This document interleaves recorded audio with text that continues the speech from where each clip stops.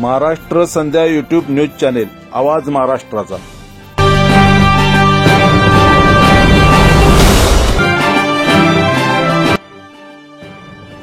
Channel like करा, share करा, subscribe करा, कमेंट्स करा।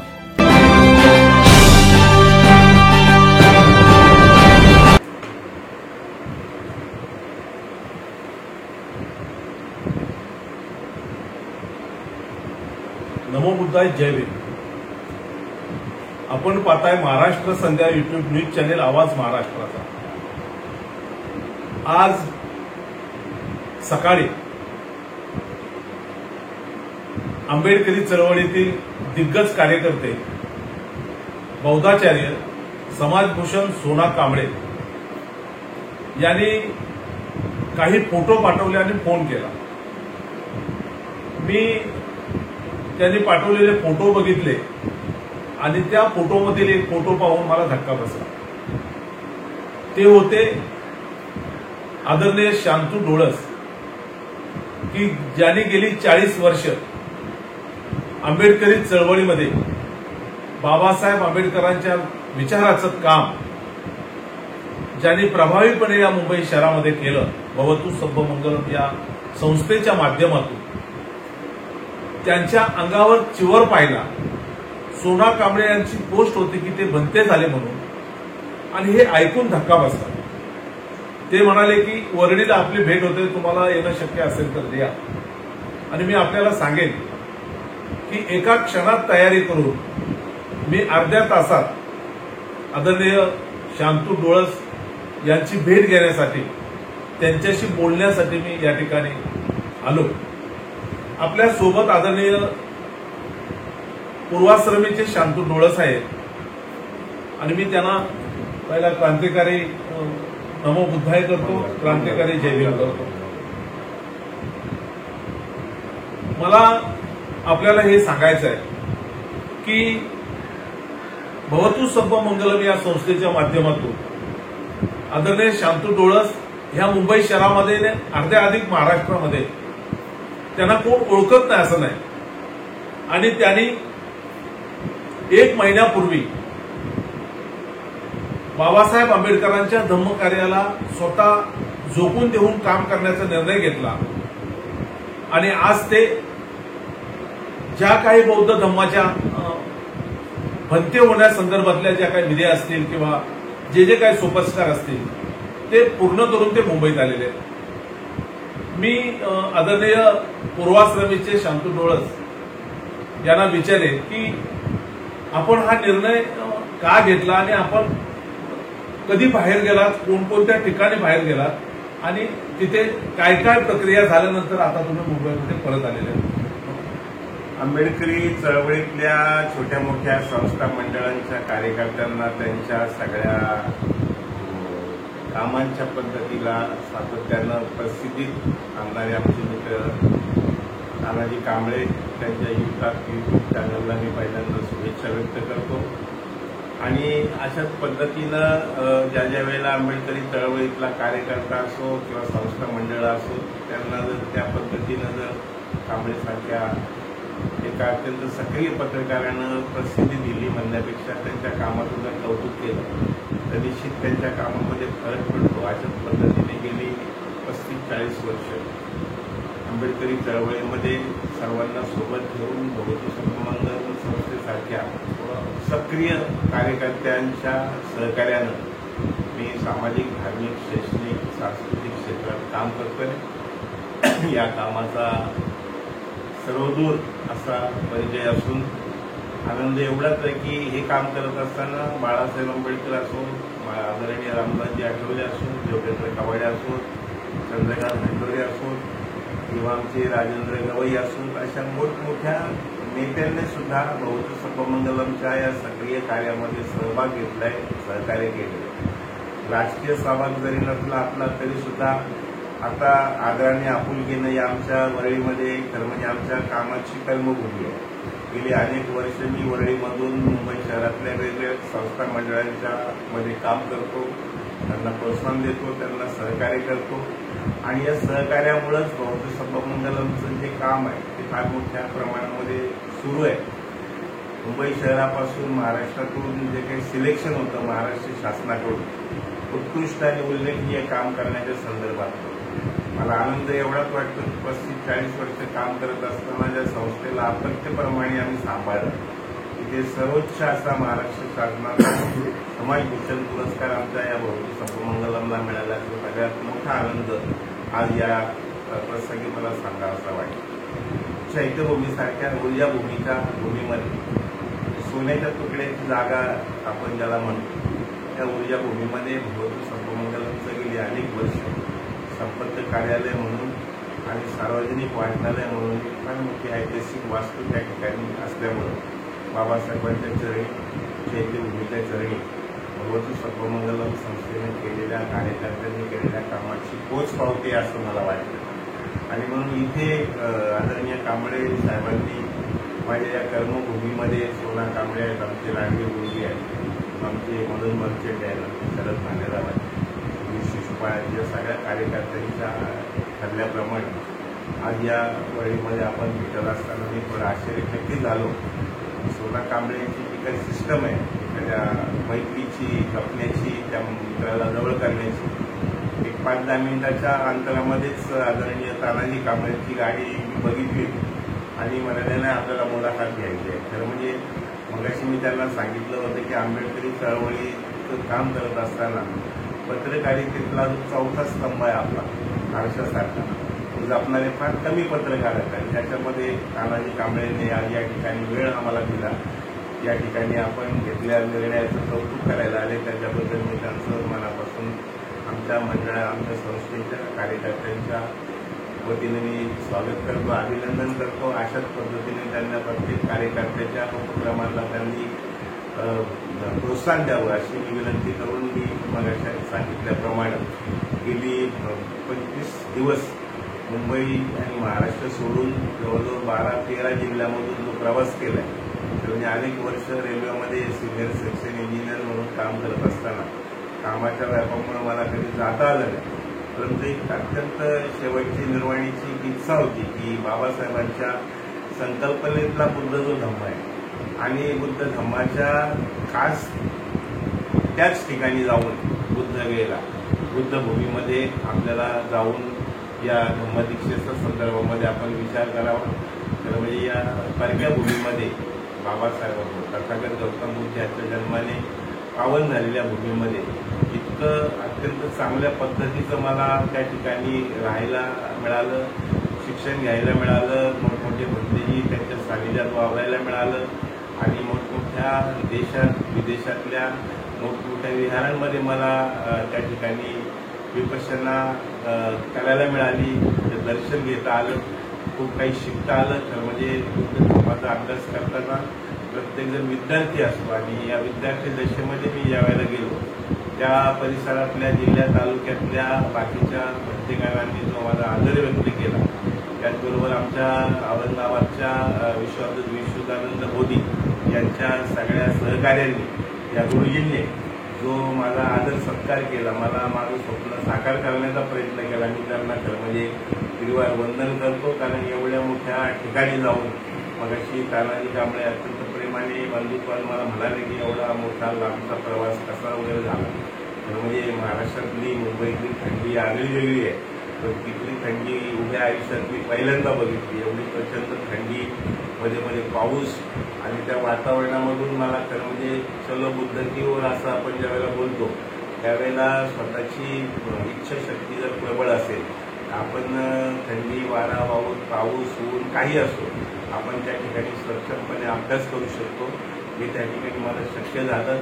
त्या बुद्धाच्या भूमीमध्ये जन्मभूमीमध्ये नेपाळ असो की सारनाथ असो किंवा त्याच्यामध्ये कुशीनगर असो आणि आसपास जेवढा परिसर मला त्या ठिकाणी बघता आला, अनुभवता आला आणि अभ्यास करायला मिळाला, लोकांचे अनुभव त्या ठिकाणी मला ऐकायला मिळाले. खरं मी स्वतःला फार मोठा भाग्यवान समजतो आणि आयुष्याच्या अंतिम टप्प्यामध्ये अनेक वर्ष सामाजिक चळवळ करत असताना धम्माच्या बाबतीमधला अभ्यास प्रत्येकाने करावा आणि त्याच्यामध्ये आपल्याला पूर्ण वेळ मिळावा आणि वेळ मिळाला तरच आपल्याला अभ्यास करता येईल, त्याच्यातले बारकावे शोधता येतील आणि खरं म्हणजे या अभ्यासाची किंवा या प्रचार प्रसाराची जी काही योजना आहे किंवा जी काही आपली बुद्ध जन्मभूमी जी पवित्र आहे बुद्धगयेची, त्या बुद्धगयेच्या त्या पवित्र आणि ऊर्जा स्थानाच्या परिसरात आजूबाजूच्या जिल्ह्यांमध्ये कुशीनगर असेल, नेपाळ असेल, लुंबिनी असेल, अशी जी काही महत्वाची सगळी क्षेत्र होती बुद्ध भूमीची या संदर्भातली, ती योगायोगाने मला बघायला मिळाली, अनुभवायला मिळाली. तिथला सगळा अभ्यास करून दीक्षा त्या ठिकाणी घेऊन मी परत माझ्या इच्छाशक्तीला थोडासा अधिक उजाळा देण्यासाठी नागपूरला बाबासाहेबांनी जी दीक्षाभूमीच्या संदर्भातली ऐतिहासिक वास्तू उभी केलेली आहे, त्या वास्तूमध्ये मला 1-2 दिवस राहायचा, थांबायचा योग आला. आणि त्या ठिकाणी सुद्धा मला त्या विभागातल्या बुद्धविहारातल्या प्रमुखांनी जो आदराने मला थांबायचा, मला तिथे सहकार्य करायचा भाग घेतला, तो मी उभ्या आयुष्यामध्ये विसरू शकत नाही. आणि त्यानंतर नागपूरवरून मी डायरेक्ट चैत्यभूमीला आलो. अनेक वर्ष मुंबई शहरामध्ये काम करत असताना मला जिथून ऊर्जा मिळाली सामाजिक, धार्मिक, शैक्षणिक कार्य करण्याची, त्या चैत्यभूमीच्या तिथे आल्याबरोबर त्या ठिकाणी माझ्या फार जवळच्या सगळ्या सहकार्यांनी जमावून माझं जे उत्स्फूर्त स्वागत केलं, त्या स्वागतामध्ये अत्यंत प्रामाणिकपणे मी याचा उल्लेख करतो की आमचे मित्र सोना कांबळे असतील, आनंद खरात असतील, सुधीर शिशोपाळ असतील, लक्ष्मीप्रकाश फुलपगार असतील, आमचे लँडवी गुरुजी असतील आणि अशा शेकडो कार्यकर्त्यांच्या सानिध्यामध्ये चैत्यभूमीमध्ये दर्शन घेऊन भीमाईची जयंती निमित्त भीमाईची जयंती असल्यामुळं आम्ही सर्वजण त्या ठिकाणी जमा झालो. आणि संपूर्ण प्रवासामध्ये आणि त्या सगळ्या धम्माच्या वातावरणामध्ये मी वावरलो. त्याच्या सगळ्या कामाचा कळप झाल्यासारखा मला चैत्यभूमीमध्ये झाला. काही एवढं उत्स्फूर्त स्वागत मुंबईकरांच्या वतीनं या सगळ्या मंडळींनी त्या ठिकाणी चैत्यभूमीवर केलं. त्यांचा अत्यंत ऋणी राहील. आणि हे सगळं करत असताना खरं म्हणजे एखादं महत्वाचं काम करत असताना सामाजिक, धार्मिक असो किंवा कोणतंही असो, त्याला वेळ देण्याची सगळ्यांना गरज असते. आणि मला असं वाटतं की या अवस्थेमध्ये मी जास्तीत जास्त वेळ धम्मप्रचार प्रसाराच्यासाठी द्यायचा प्रयत्न करणार आहे. आणि खरं म्हणजे उभ्या आयुष्यामध्ये प्रत्येक कार्यकर्त्यानं एखादं विहार संस्था केंद्र आपल्या गावामध्ये, वाड्यामध्ये किंवा तालुक्यामध्ये उभं करावं, अशी आपल्या धम्माची संकल्पना असते. त्या पद्धतीने तुम्हाला सगळ्या आंबेडकरी चळवळीच्या कार्यकर्त्यांच्या सदिच्छेनं, सातत्यानं त्यांच्यामध्ये वावरल्यानं माळशेज घाटामध्ये जे काही अत्यंत चांगल्या पद्धतीचं बुद्धविहार आहे, भगवती सभामंगलमच्या माध्यमातून उभं केलेलं, त्याच्यामध्ये अत्यंत चांगल्या पद्धतीची प्रगती व्हावी यासाठी मला जास्तीत जास्त वेळ मिळेल असं मला या शिवराच्या रूपानं वाटतं. आणि उर्वरित आयुष्यामध्ये ग्रामीण भागामध्ये जास्तीत जास्त धम्म प्रचार प्रसार करण्यासाठी या केंद्राची उभारणी करून मला ही धम्मसेवा करण्याची संधी ज्या ज्या कार्यकर्त्यांनी दिली, मला ज्यांनी प्रोत्साहन दिलं, त्या सगळ्या कार्यकर्त्यांचे मी मनापासून आभार मानतो. आणि तुम्हाला सगळ्या शेकडो हजारो लोकांपर्यंत हा माझा थोडासा विनंतीवाचा संदेश पोहोचवण्याचं अत्यंत मौलिक काम ज्यांनी केलं ते आमचे मित्र तानाजी कांबळे यांचे सुद्धा मी मनापासून आभार मानतो. धन्यवाद. सबका मंगल हो. मैत्री सगळ्यांची कायम राहो. मला हा एंड करताना, मला हा समारोप करताना पूर्वाश्रमीचे आदरणीय शांतू डोळस साहेब आणि आता सामान्य दीक्षा घेतल्यानंतर रत्नबोधी आदरणीय रत्नबोधी म्हणतेजी, मला आपल्याला एकच शेवटचा प्रश्न विचारायचा आहे की आदरणीय शांतू डोळस साहेब आणि आताचे रत्नबोधी पूज्य भन्तेजी हे अगोदर रेल्वेमध्ये इंजिनियर होते. मगाशी सोना कांबळेंनी सांगितल्याप्रमाणे मराठी, हिंदी आणि इंग्लिशवर त्यांचं प्रभुत्व आहे. आणि विशेष म्हणजे त्यांना एकच मुलगी आहे आणि ही एकमेव मुलगी त्यांची अमेरिकेमध्ये आहे. मला आपल्याला अमेरिकेमध्ये आर्मीमध्ये अधिकारी आहे. विशेष म्हणजे आर्मीमध्ये, अमेरिकेच्या आर्मीमध्ये अधिकारी आहे. मला आपल्याला एवढाच शेवटचा प्रश्न विचारायचा आहे की आपण ग्रहत्याग करून हा जो निर्णय घेतलेला आहे तो आपल्या या एकूण त्या एका कन्येला, मुलीला आपण कळवलात का आणि तिच्या भावना काय होत्या? माझी लेख अधिकारी आहे, मला त्याच्या संदर्भातला गर्व वाटतो. दुसरा आमचा घरचा एक मुलगा जो आहे, माझ्या सख्या भावाचा मुलगा जरी असेल तरी त्याला लहानचा मोठा मी केलेला आहे. तो पब्लिक प्रोसिक्युटर आहे, सरकारी अधिकारी आहे.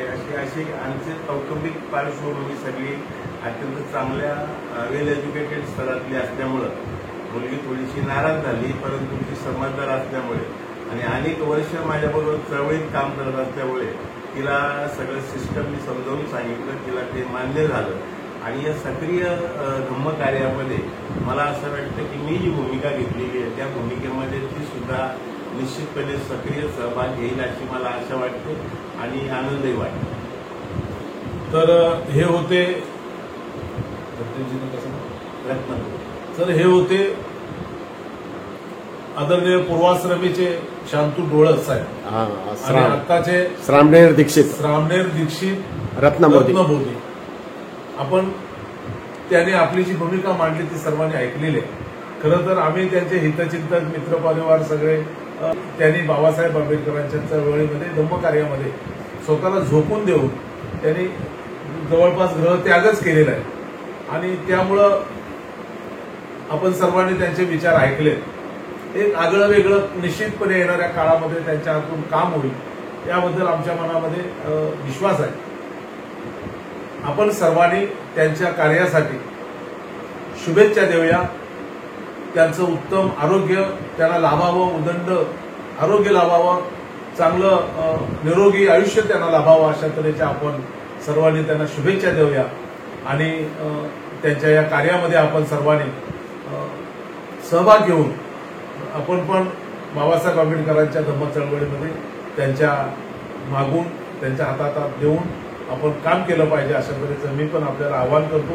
पुन्हा एकदा मी त्यांना आपल्या सर्वांच्या वतीनं माझ्या महाराष्ट्र सध्या युट्यूब न्यूज चॅनेलला जोडलेल्या 6,30,000 दर्शकांच्या वतीनं मी पुन्हा एकदा आपलं अभिनंदन करतो, आपल्याला शुभेच्छा देतो, आपलं आभार व्यक्त करतो.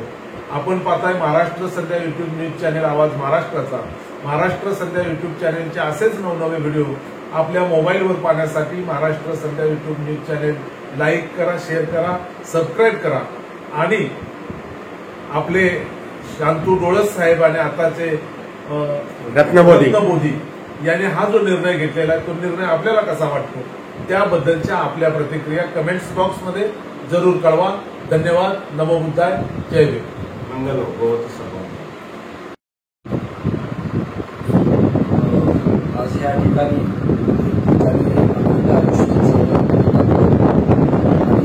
त्याच्यानंतर सामाजिक चळवळ जपत असताना आंबेडकरी चळवळ जपत असताना आज प्राथमिक जे बनते स्वरूपाचं जे आज आयुष्याचा जो पल्ला आहे त्याने प्रायमरी म्हणून बनते जे ही क्षेत्र किंवा ही भूमिका निवडली. प्राथमिक तसं पाहता हा निर्णय घेणं खूप कठीण आहे आणि शक्यतो अशा स्वरूपाचा निर्णय खूप कमी लोक घेतात. तो ज्यांनी चळवळीमध्ये भाग घेतलेला अशा व्यक्तीने घेतला हा सगळ्यासाठी मोठा धक्कादायक मानावं करत आहे. पेक्षा सुखदही हा धक्का मी मानतो त्याच्यासाठी, कारण संपूर्ण आयुष्य समाजासाठी देणं आणि समर्पित करणं याला सुद्धा मोठं मन असावं लागतं आणि ते आमचे शांतू डोळस आणि ते स्वीकारलं त्याबद्दल मी त्यांना आमच्या सर्वांच्या वतीने शुभेच्छा देतो. प्रवासामध्ये त्यांना आपल्याला मदत असेल निसर्ग आणि आमच्या पद्धतीने आमच्या शक्तीप्रमाणे आमच्या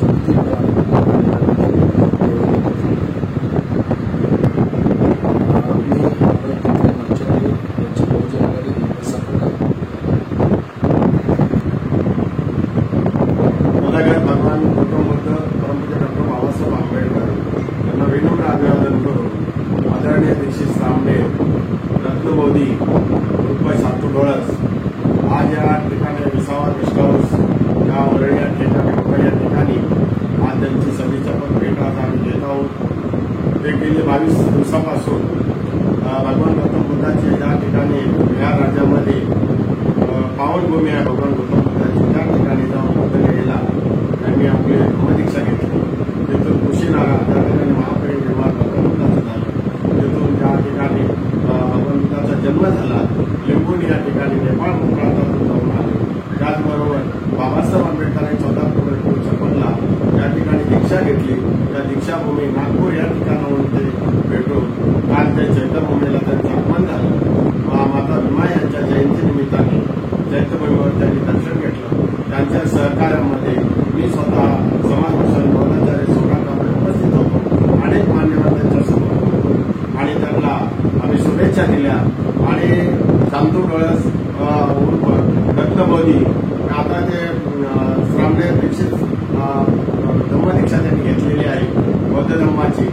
तर त्यांचं उर्वरित सामाजिक कार्य या मुंबई शहरापर्यंत महाराष्ट्र देशामध्ये बौद्ध समुदायाच्या रूपामधून अनेकांनी त्यांना मदत केलेली आहे. झुगीझोपडीवाल्यांना कार्यकर्त्यांना त्यांनी चळवळीमध्ये मदत केलेली आहे. अनेक कार्यकर्ते घडवलेले आहेत. अनेकांना पुरस्कार सन्मान देऊन त्यांनी सन्मानित केलेला आहे. आणि त्यांची उणीव या मुंबईला महाराष्ट्राला जरूर भासणार आहे. जे गेले जरी धम्म कार्यामध्ये प्रसार आणि प्रचारासाठी गेले असतील एक आनंद अश्रू येतात एका बाजूने आणि एका बाजूने दुःख अश्रू येतात. एक विनीचा कार्यकर्ता, एक मोठा समाजसेवक मुंबईमध्ये कार्यकर्ता घडवणारा, संस्थेला घडवणारा, कार्यकर्त्यांना वाढवणारा सामाजिक कार्यकर्ता फुले शाहू आंबेडकर चळवळीमध्ये अखंड असणारा ज्येष्ठ आमचा नेता शांतू डोळस यांनी धम्मदीक्षा घेऊन आपल्या धम्म कार्याला वाहून घेतल्याबद्दल एका बाजूने आनंद वाटतो आणि एका बाजूला दुःख वाटत. आणि काल शेकडो कार्यकर्त्यांनी आम्ही त्यांना सदिच्छावर त्यांची भेट घेतली. एका बाजूने त्यांना आम्ही शुभेच्छा दिल्या, सदिच्छा दिल्या आणि त्यांच्या पुढच्या कार्याला धम्म कार्याला बरोबर महाराष्ट्रात नव्हे तर देशामधून त्यांचं कौतुक होत आहे. आणि हे नुसतं चिवर घेऊन श्रामणेर घेऊनच नाही, ते एक एज्युकेटेड आहेत, सेवानिवृत्त झालेले अधिकारी आहेत आणि इंग्रजी, हिंदी आणि मराठी याच्यावर प्रभुत्व असणारे एक व्यक्तिमत्व आहे. आणि बाबासाहेब आंबेडकर म्हणाले होते धम्माला गलानी येते, कारण तिथे जेव्हा प्रचारांचे अभ्यास होत असतील तर तिथे गलानी येते. असे जर भंतेची चिवर घातलं म्हणजे भंते नाही, पण एक अभ्यासू व्यक्तिमत्वाने चिवर घातलेला आहे. समाजाला याचा हिंदी, मराठी, इंग्रजी भाषेतून प्रचार प्रसारासाठी उपयोग होईल आणि शांतू यशस्वी करतील.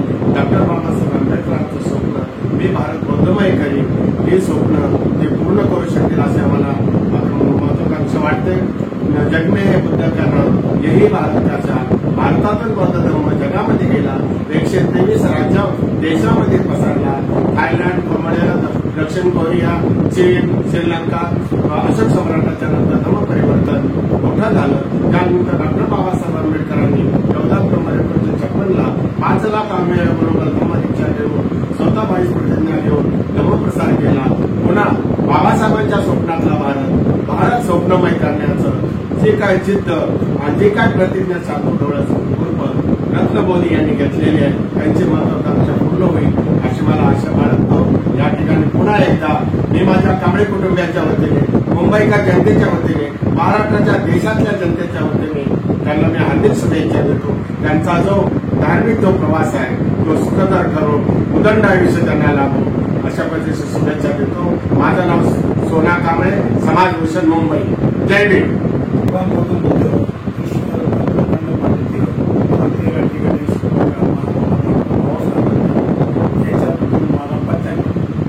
आज त्या ठिकाणी आम्ही सोना कांबळे त्या ठिकाणी आलेलो होतो. आमच्यामध्ये पूर्व समिती आंबेडकरी चळवळीमध्ये शांतू डोळस पूर्व समिती आणि आता जे भरती झालेले रत्नबोधी भरती त्यांच्या समवेत आम्ही या ठिकाणी आलेलो. सांगायचा मुद्दा असा की बुद्ध धम्मरत्न भरतींनी जो प्रवास केलेला आहे, मागे जे याच्यामध्ये होते बौद्ध सभामंडळामध्ये त्यांनी आंबेडकरी चळवळीत भरपूर कार्य वगैरे केले आणि कार्य केल्यानंतर त्यांना एक ध्यास लागला की धम्म चळवळीमध्ये आपण काम करू. त्यानंतर असं सोडल्यानंतर ते कामाला लागले, बुद्धगयेला गेले. बुद्धगयेमध्ये काही दिवस राहिले आणि तिथे धार्मिक अभ्यास वगैरे करून ते आपल्यामध्ये परत आलेले आहेत आणि त्यांना आम्ही अधिक शुभेच्छा देण्यासाठी त्यासाठी जमलेलं आहे. माझं नाव कुंडलिक आहे, पिंपळी पार्क साईड, बौद्ध औदाचार्य जीवन गौरव पुरस्कार मला दिलेला आहे तो असं बोलतो आणि माझं संपवतो. जय हिंद.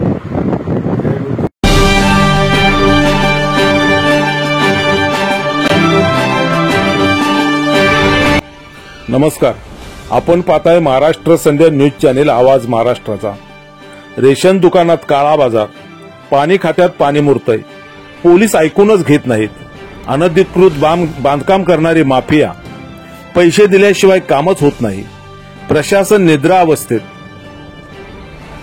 थांबा, घाबरू नका, आम्ही आहोत तुमच्यासोबत. समाजातील अनिष्ट प्रवृत्तींना आरसा दाखवण्याची आणि अन्यायाला वाचा फोडण्याची आम्ही हिंमत दाखवतो.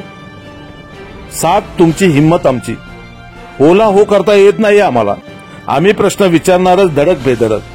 महाराष्ट्र संध्या युट्यूब न्यूज चॅनेल आवाज महाराष्ट्राचा. चॅनेल लाईक करा, शेअर करा, सबस्क्राईब करा, कमेंट्स करा. आपल्या सातत्यपूर्ण सहयोगाबद्दल धन्यवाद. तानाजी कांबळे, संपादक